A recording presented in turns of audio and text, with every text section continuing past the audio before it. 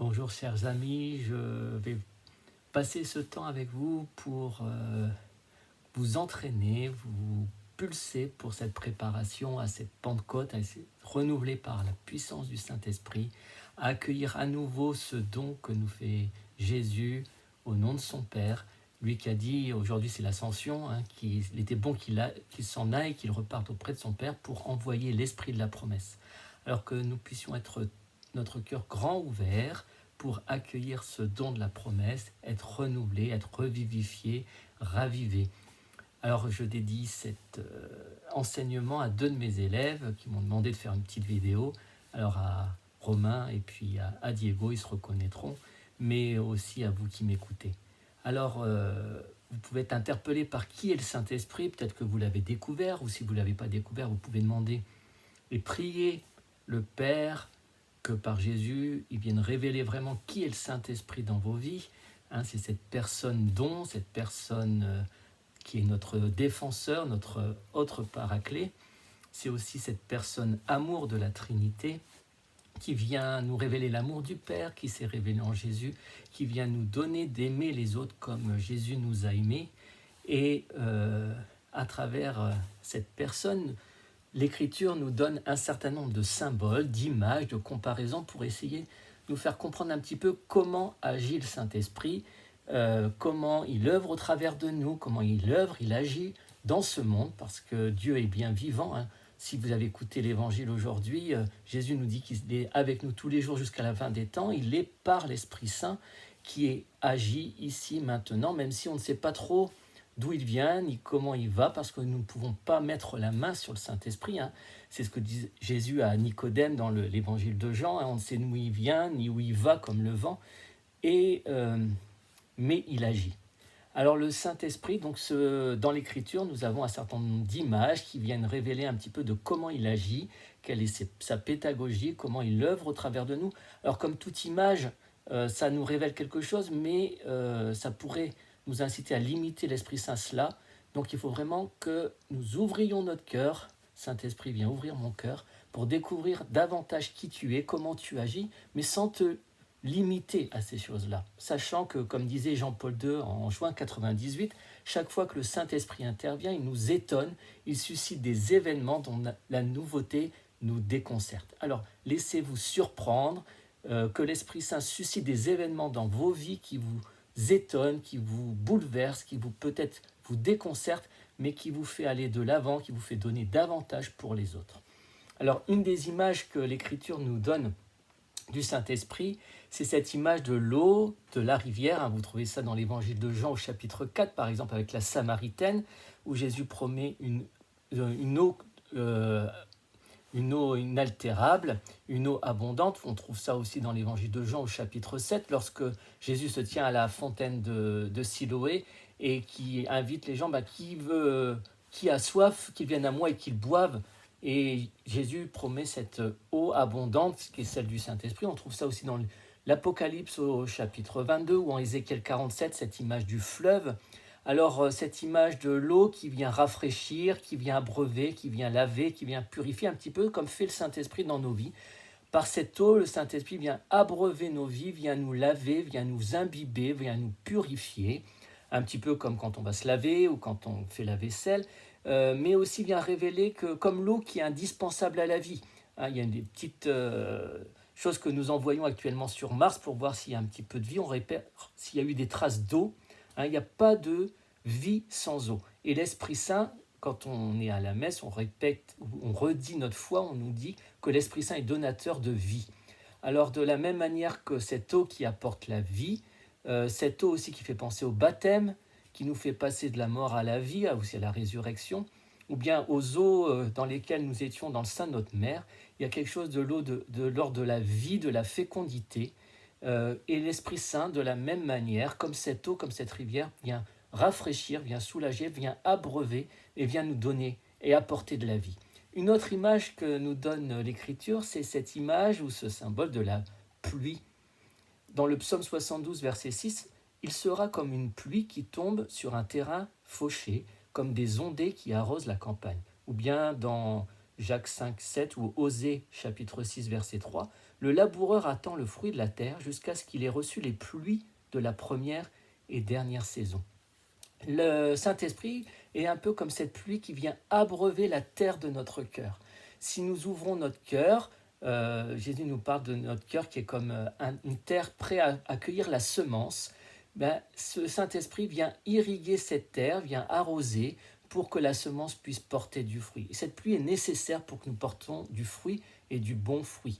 Alors le Saint-Esprit, dans notre vie, de la même manière, vient croître, vient nous donner ce qu'il y a de besoin, de nécessaire pour que nous portions un fruit, non pas un fruit périssable, mais un fruit qui demeure pour la vie éternelle. On est encore dans l'ordre de la fécondité que nous donne le Saint-Esprit. Non pas une fécondité passable pour un temps, mais vraiment une fécondité pour l'éternité. Une autre image qui est peut-être à l'inverse, ou un autre symbole, c'est celui du feu. On le retrouve assez de nombreuses fois dans l'Écriture, notamment à la Pentecôte, on voit comme des langues de feu. Et c'était la promesse qu'avait fait Jésus et que Jean-Baptiste, son cousin, avait perçu. Quand il montre aux disciples, Matthieu 3, verset 11, lui, il montre Jésus, vous baptisera dans l'Esprit Saint et le feu. Et déjà dans l'Ancien Testament, Dieu se manifestait dans le feu. On voit ça dans le buisson ardent avec Moïse, dans l'Exode chapitre 3, ou bien avec Élie et les prophètes de Baal, quand Élie va prier et puis le feu du ciel va descendre sur son autel. Vous trouvez ça dans le premier livre des Rois au chapitre 18, et puis bien sûr à la Pentecôte, acte 2, verset 2 et suivant. Le feu, c'est la manifestation de Dieu dans l'Ancien Testament, mais c'est aussi, le feu, c'est celui qui vient brûler toutes les scories, toutes nos impuretés. Le Saint-Esprit, de la même manière, vient nous purifier, vient purifier notre cœur. Quand on va chercher dans la terre des minéraux, on a besoin de purifier par le feu. Par exemple, il y a des diamants qui sont cachés, on va le purifier par le feu pour tout enlever, pour qu'il ne reste plus que la pureté de ce diamant. Pareil pour des métaux précieux comme l'or, etc. De la même manière, le Saint-Esprit vient purifier notre cœur, vient brûler notre péché. Et le feu, c'est aussi quelque chose qui transforme. Par exemple, pour faire du verre, on a besoin de sable, d'eau, de silice et de feu. Il faut que ça brûle à une certaine intensité pour que ça devienne quelque chose, alors que c'était peut-être informe, quelque chose de transparent qui va nous donner d'être transparent de l'amour de Dieu.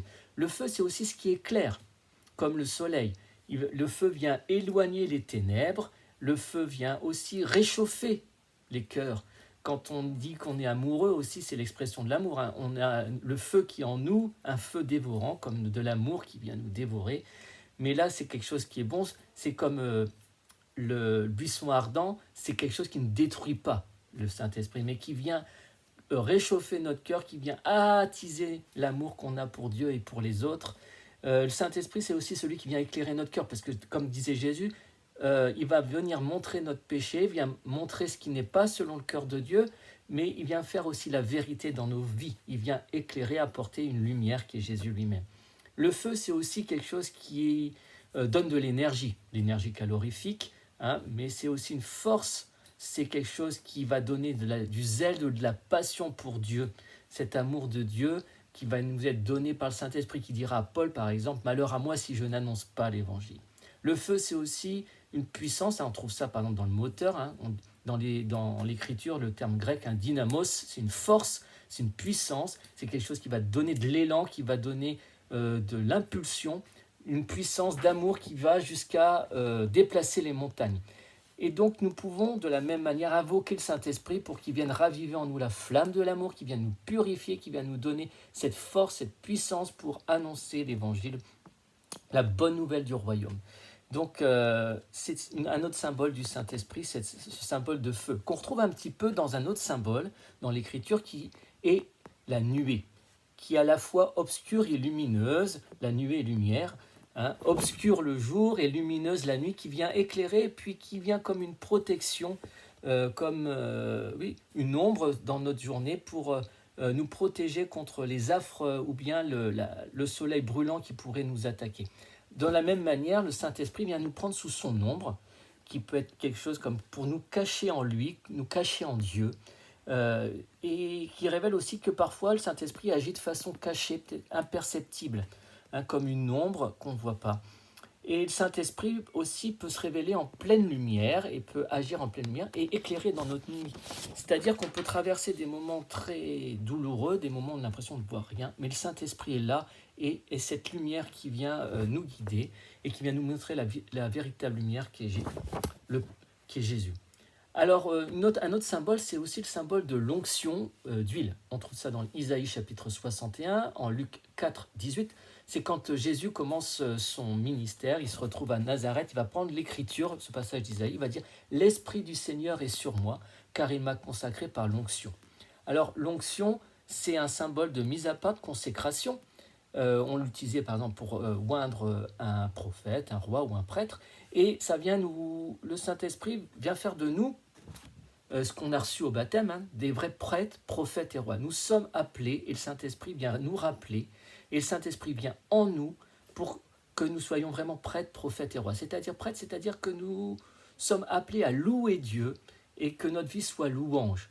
Et ce que fait le Saint-Esprit, c'est qu'il vient élever cette louange en nous, qui vient mettre une louange dans nos lèvres, et quand nous ne savons pas prier, dit l'apôtre Paul, il vient gémir en des gémissements ineffables, il vient murmurer en nous.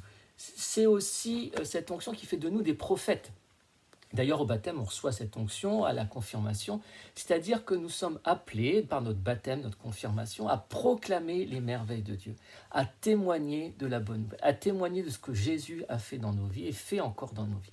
Et roi, c'est-à-dire que nous sommes appelés à être comme le Fils, le seul Fils qui est Jésus. Nous sommes appelés à être de Sarah, c'est-à-dire des rois, et à régner, c'est-à-dire à prendre autorité, que les choses de la vie sont sous l'autorité de Dieu et pas sous les aléas, que nous sommes appelés à régner dans notre sphère d'activité comme fils et filles bien-aimés du Père. L'onction, c'est aussi cette huile qui vient imbiber, imprégner. Vous retrouvez ça comme l'huile de la guérison, mais l'huile aussi des athlètes. Dans l'Antiquité, on huilait le corps des athlètes pour fortifier ces athlètes, mais aussi pour, dans le combat, cette huile, ça faisait glisser un peu l'adversaire, donc c'était un peu pour une agilité, une arme pour le combat, mais aussi, ça venait aussi imbiber et nourrir la peau. D'ailleurs, on le fait encore actuellement, pour nourrir des cuirs, on va huiler. Quand on fait un massage, on vient huiler aussi. Ça vient aussi huiler les rouages quand c'est un petit peu grippé. Ça vient imprégner, fortifier, nourrir notre vie. Donc le Saint-Esprit est celui qui vient nourrir, qui vient fortifier pour le combat, mais c'est aussi celui qui vient guérir. Vous trouvez ça par exemple quand il y a la parabole avec le Samaritain et on voit cet homme qui vient apporter de l'huile de guérison. Donc c'est aussi ce symbole que le Saint-Esprit vient, selon la volonté de Jésus, par le Saint-Esprit, Jésus vient nous guérir, Donc ce Saint-Esprit, c'est celui qui vient nous fortifier comme cette huile, qui vient nous marquer pour être prêt, prophète et roi, et qui vient aussi assouplir notre cœur, qui vient apporter la paix, l'amour, la guérison. Une autre image qu'on retrouve à la Pentecôte, c'est le vent. Et c'est ce que disait Jésus à Nicodème, le vent souffle où il veut, et le jour de la Pentecôte, il y a eu comme un vent violent qui est venu. Le vent, c'est ce qui crée du mouvement. On ne le voit pas forcément, mais c'est pour montrer que le Saint-Esprit est toujours à l'œuvre. Il y a toujours un petit peu de vent, même quand vous allez dehors, vous êtes baladé. Parfois, c'est des vents forts, parfois, c'est une petite brise légère. Mais c'est un vent, et le Saint-Esprit, comme ce vent, ce souffle, c'est quelqu'un qui est libre et sans contrainte. Il vient, il va comme il veut, il agit comme il veut, selon la bonne volonté du Père, pour la gloire du Fils Jésus. D'ailleurs, il ne fait rien de lui-même, le Saint-Esprit, et puis il ne ramène jamais tout à lui-même, il ramène tout à Jésus et au Père. Il vient aussi, comme la brise légère, rafraîchir, mais il peut aussi tout emporter sur son passage. C'est-à-dire que parfois, même certains, ils diront que le jour de leur conversion, ça a été comme un vent impétueux, ils ont été bouleversés, comme Paul à terre, et puis d'autres, c'est venu comme une brise légère qui est venue rafraîchir leur vie. Donc le Saint-Esprit peut venir rafraîchir votre vie, et que le Saint-Esprit, cet après-midi, rafraîchisse votre vie. Un autre symbole ou une autre image, c'est la main de Dieu. C'est par la main de Dieu qui agit. D'ailleurs, Irénée parlera des deux mains du Père que sont le Fils et l'Esprit Saint, par lequel tout a été créé, par la parole et par l'action du Saint-Esprit, mais aussi le doigt de Dieu. 2 Corinthiens 3.3, Dieu a écrit sur des pierres de loi, la lettre du Christ est écrite par l'Esprit de Dieu vivant sur des tables de chair, nos cœurs. Alors, le Saint-Esprit, c'est celui qui délicatement vient écrire au nom du Père une lettre dans ton cœur. Il vient écrire une loi d'amour dans ton cœur, non pas sur des tables de pierre, mais sur une cœur de chair. Et donc, on peut demander à l'Esprit Saint qu'il vienne, comme se doit de Dieu, écrire délicatement sur les tables de notre cœur. Que nous soyons une lettre d'agréable odeur pour Dieu. Un autre symbole du Saint-Esprit, c'est la colombe. On trouve ça à plusieurs moments dans l'Écriture, cette présence de la colombe. Et on trouve ça au baptême de Jésus, Jean chapitre 1, verset 32, ce que dira Saint Jean-Baptiste, le jour du baptême, j'ai vu l'Esprit descendre sur Jésus comme une colombe. Donc c'est un symbole de terre habitable, de paix, et l'Esprit vient ainsi nous rassurer, nous assurer que nous sommes passés de la mort à la vie, que nous sommes à paix avec Dieu, que Dieu nous a réconciliés, vous trouvez ça en Jean 5, 24 ou Romains 5, 1, que Dieu nous a réconciliés par son Fils Jésus. Donc le Saint-Esprit vient nous rappeler qu'il fait œuvre de paix dans nos vies, qui vient nous rappeler que nous avons été réconciliés par le Fils Jésus, puisque le Saint-Esprit vient rappeler toutes ces choses-là dans nos cœurs. C'est aussi le symbole de la douceur et de l'humilité. C'est le Saint-Esprit qui vient se rappeler à nous, ou bien révéler en nous, qui vient combattre avec nous contre l'orgueil qui est en nous, qui est tapis à notre porte, et vient déposer sa douceur et son humilité. Se rappeler que ce que disait Jésus, sans moi, vous ne pouvez rien faire. Et que Jésus est toujours là avec nous jusqu'à la fin du temps par le Saint-Esprit, et que sans lui, nous ne pouvons rien faire. Qu'as-tu que tu n'aies reçu? C'est aussi le symbole de la pureté. C'est le Saint-Esprit qui vient purifier notre cœur, qui vient guérir nos cœurs brisés. C'est aussi le symbole de la sainteté. C'est le Saint-Esprit qui vient nous sanctifier. Ce n'est pas par nos propres forces, mais c'est le Saint-Esprit qui vient, quand on le laisse faire, lorsqu'on collabore avec lui, qui vient montrer ce qui n'est pas ajusté, quand on a dévié de notre chemin, on a pris des chemins de traverse ou des chemins qui mènent à la mort, il vient nous dire tu te trompes, il faut reprendre ce chemin de vie, parce que c'est un chemin de vie qui nous est préparé, c'est un chemin de bonheur. Grâce et bonheur nous accompagnera tous les jours de la vie, psaume 23. Le Saint-Esprit, 23 ou 22, Saint-Esprit nous sanctifie, il s'effarouche comme la colombe assez facilement, c'est-à-dire qu'il peut être attristé, contristé, entravé, un petit peu comme une colombe, ce que disait Paul, Éphésiens 4, 30, ne contristez pas le Saint-Esprit. Une autre image, un autre symbole de l'Esprit Saint, c'est le vin. Et d'ailleurs, on dira le jour de la Pentecôte, acte 2, versets 12 et 13, quand le peuple voit les apôtres, il dit « Oh, il nous semble qu'ils sont un peu, c'est le matin, mais ils sont ivres. » Cette douce ivresse du Saint-Esprit, comme dit Raniero Cantalamessa. Mais le Saint-Esprit, comme le vin, vient déposer de la gaieté, de la joie dans notre vie. Même si on traverse des moments difficiles, des choses difficiles, il vient mettre une joie inaltérable, une joie inébranlable dans notre cœur, que nous savons que nous sommes avec Jésus, que nous savons que nous sommes ressuscités avec le Christ. Il vient nous faire goûter dès à présent à la joie du ciel, au vin du royaume. D'ailleurs, il n'est pas étonnant que dans l'évangile de Jean, le premier miracle qui a lieu, c'est le miracle de Cana, où l'eau a été changée en vin. Cette joie du royaume, cette joie profonde et durable que rien ni personne ne peut enlever. Même quand on peut être en prison, on peut être entravé comme Paul et Silas, ils se sont mis dans cette prison à louer Dieu, à être dans cette joie inaltérable. Comme Bernadette, où Marie lui avait dit qu'elle serait heureuse dans l'autre monde, peut-être pas dans ce monde, mais dans l'autre monde, pas une fois qu'elle serait morte, mais déjà dès ici-bas, elle est heureuse de cette joie du royaume que donne le Saint-Esprit. Mais le vin, c'est aussi, parfois, il peut nous provoquer aussi un petit peu un oubli des soucis, c'est-à-dire qu'il vient nous relativiser les choses, le Saint-Esprit. Ne vous souciez pas des soucis du temps présent, ils ne sont rien comparés à la gloire qui doit se révéler en nous. Il vient relativiser les choses. Les petits soucis de ce monde, ce n'est pas grand-chose par rapport à la gloire immense qui doit se révéler en nous. Et le vin peut aussi nous rendre audacieux. Quand on a un petit peu bu de vin, on peut parfois faire des choses un petit peu risquées. Mais là, le vin du Saint-Esprit, qu'est-ce qu'il vient ? Il vient combattre en nous ce qui pourrait être des fausses pudeurs, des faux freins, des choses des manques d'assurance. Il vient donner donc, comme le vin, une audace inhabituelle, une assurance inhabituelle, et vient chasser la peur de nos vies, d'annoncer la bonne nouvelle du royaume. Le vin aussi, ça vient anesthésier un petit peu la douleur aussi. Et c'est d'autres images qu'on peut donner de ce vin, de ce symbole du vin. Un autre symbole qu'on retrouve aussi dans l'Écriture, c'est le sceau. Vous avez été marqué du sceau de la promesse.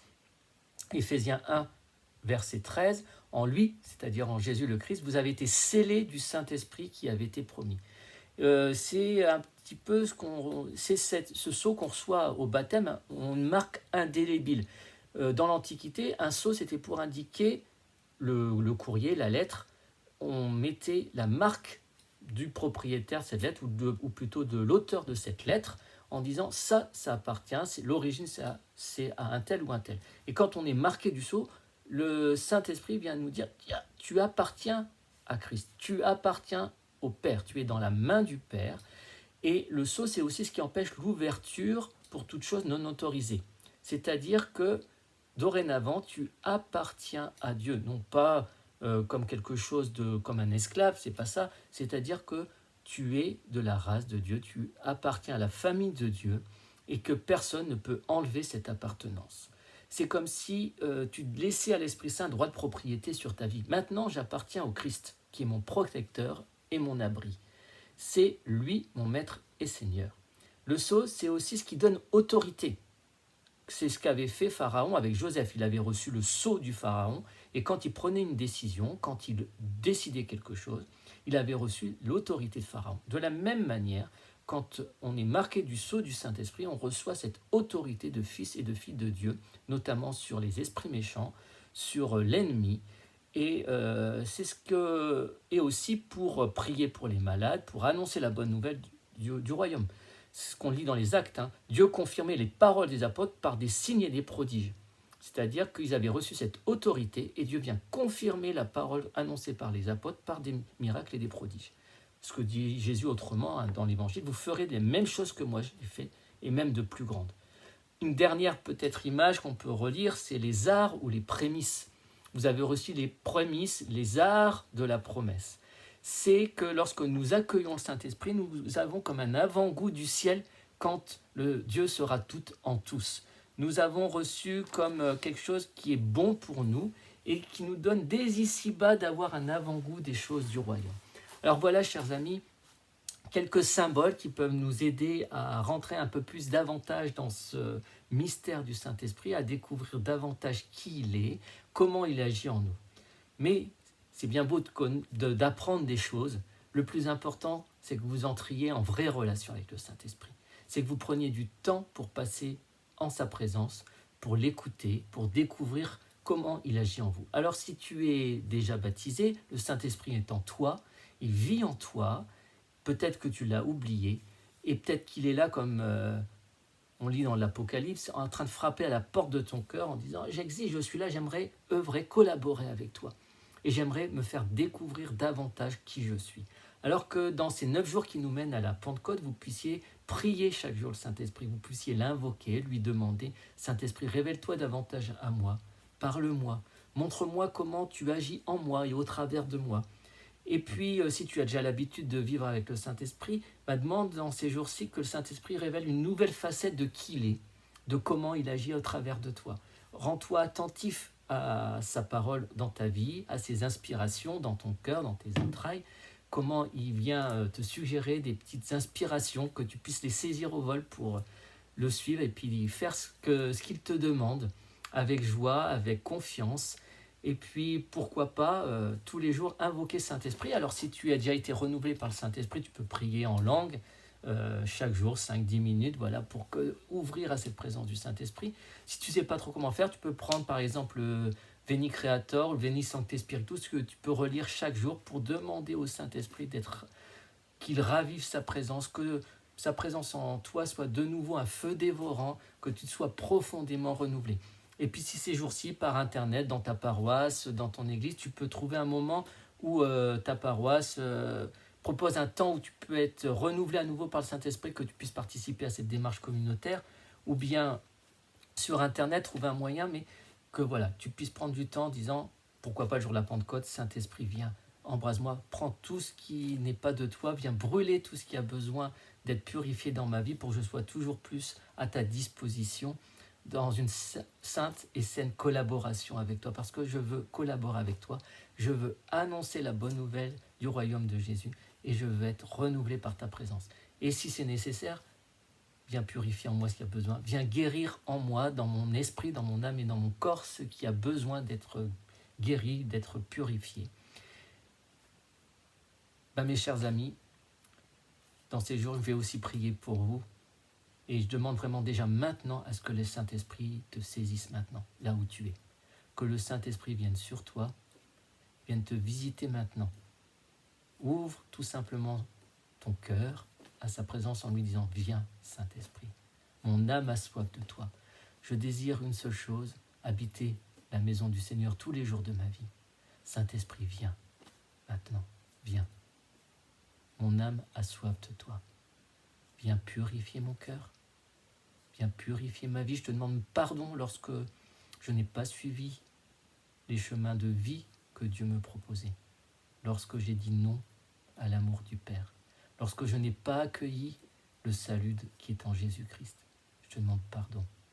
Et je remercie Dieu, le Père, d'avoir envoyé son Fils Jésus-Christ, d'avoir donné sa vie pour moi, de m'avoir racheté, d'avoir pardonné tous mes péchés à la croix.